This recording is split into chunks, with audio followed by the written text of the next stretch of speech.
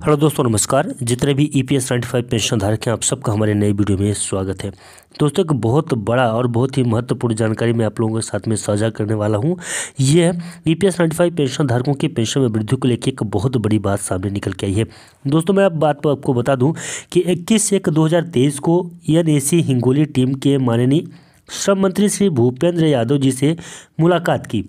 Hingoli team के बारे में मैं आपको बताऊंगा कि किस प्रकार से मुलाकात ये किए हैं माननीय श्रम मंत्री भूपेंद्र यादव जी से।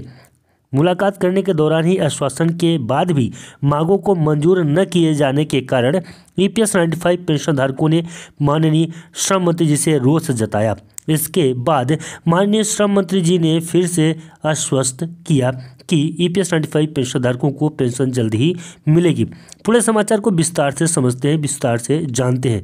देखिए, राष्ट्रीय संघर्ष समिति की टीम को जैसे ही NAC टीम को, हिंगोली के टीम को नेताजी के आने की भनक लगी कि माननीय श्रम मंत्री जी हिंगोली में हैं, तुरंत श्री SN अम्बेडकर प्रांतीय अध्यक्ष महाराष्ट्र के मार्गदर्शन में NAC टीम के सदस्य व नेतागण बड़ी संख्या में श्री दासराव कातोरे मार्गदर्शन मराठावाड़ा व रत्नाकर कुलकर्णी उपाध्यक्ष मराठावाड़ा के नेतृत्व में एकत्रित हुए व माननीय श्रम मंत्री जी से तुरंत मुलाकात किए।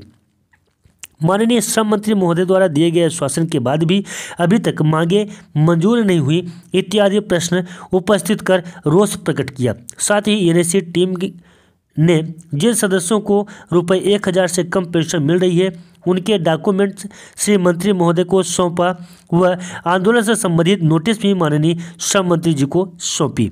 NAC के नेता श्री कातोरे जी ने स्पष्ट शब्दों में मंत्री महोदय से कहा कि माननीय महोदय, अगर हमारी मांगों को अतिशीघ्र मंजूर नहीं किया जाता या अतिशीघ्र मंजूर नहीं किया जाता है तो उस स्थिति में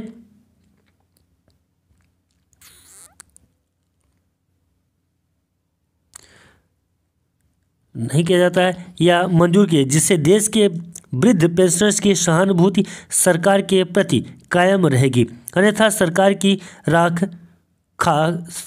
साख बिगड़ेगी।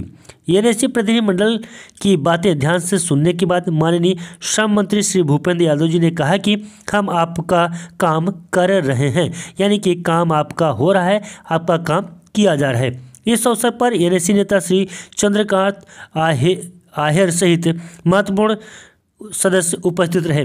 माननीय विधानसभा सदस्य हिंगोली श्री मान्हा जीराव मुटकुले जी ने श्री मंत्री महोदय से पेंशनर्स के पक्ष का जोरदार समर्थन किया। NAC हिंगोली टीम को शत नमन। अच्छा दोस्तों, कुछ तस्वीरें भी हैं, आइए इन तस्वीरों पे प्रकाश डालते हैं एक बार।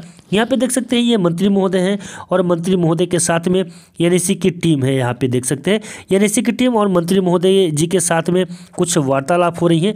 वार्तालाप होने के तत्पश्चात राष्ट्रीय संघर्ष समिति की टीम के द्वारा यहाँ पे एक ज्ञापन दिया जा रहा है और ये कुछ डॉक्यूमेंट्स दिए जा रहे हैं। ये वो डॉक्यूमेंट्स हैं जो EPS 95 पेंशन धारक 1000 रुपये से कम की पेंशन राशि पाते हैं, उनके डॉक्यूमेंट्स हैं। और राष्ट्रीय संघर्ष समिति के साथ में यहाँ पे बातचीत करते हुए आपको यहाँ पे दिखाई दे रहे होंगे।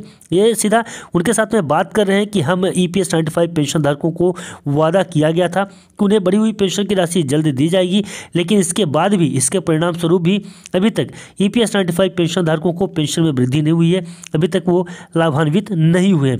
इसके उपलक्ष्य में यहाँ पे राष्ट्रीय संघर्ष समिति के टीम के माध्यम से ज्ञापन दिया गया और माननीय श्रम मंत्री भूपेंद्र यादव जी के माध्यम से कहा गया कि आपके पेपर पे काम हो रहा है और जल्द ही आपके पेपर से संबंधित काम को पूरा कर आपको पेंशन की राशि मुहैया कराई जाएगी। यहाँ पे भी आप देख सकते हैं, यहाँ पे मंत्री जी स्वयं EPS 95 पेंशन की बहुत ही गहनता के साथ में सारी बातों को सुन रहे हैं और उस पर विचार भी कर रहे हैं। तो विचार करने के बाद मंत्री साहब ने EPS 95 पेंशन धारकों की पेंशन में वृद्धि को लेके बड़ी बात कही। उन्होंने कहा कि आपकी पेंशन में वृद्धि जल्द ही देखने को मिलेगी, जल्द कर दी जाएगी।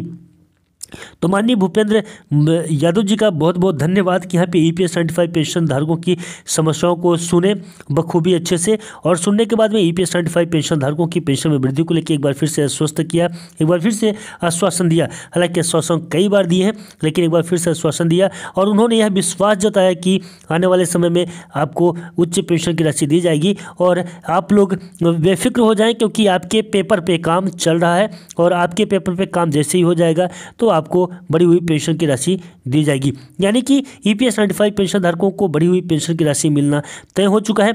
माननीय मंत्री महोदय के माध्यम से EPS 95 पेंशन धारकों की पेंशन में वृद्धि को लेकर एक बड़ी बात कह दी गई है। यानी कि आने वाले समय में EPS 95 पेंशन धारकों की पेंशन में वृद्धि देखने को मिलेगी।